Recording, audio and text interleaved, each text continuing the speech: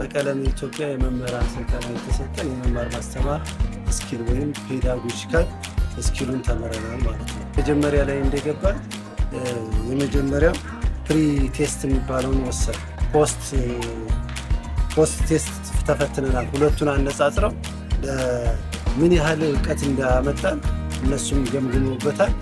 የመማር ማስተማር ፔዳጎጂካል ስኪሉን እኛ በተማሪዎች ዘንድ ለውጥ እንዴት አድርገን ተማሪዎቻችንን እንደምናስተምር ፔዳጎጂካል ስኪሉን በደንብ ወስደናል ማለት ነው። ሌላው ከዲጂታል ቴክኖሎጂ ጋር አስተዋውቀውናል ማለት ነው።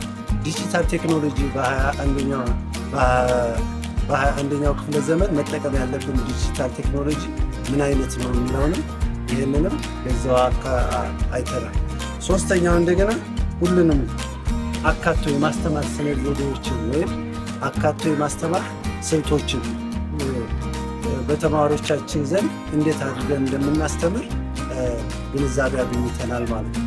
በተማሪዎቻችን አያያዝና የማስተማር ስነ ዘዴዎቻችን እንድናሻሽል አድርጎልናል።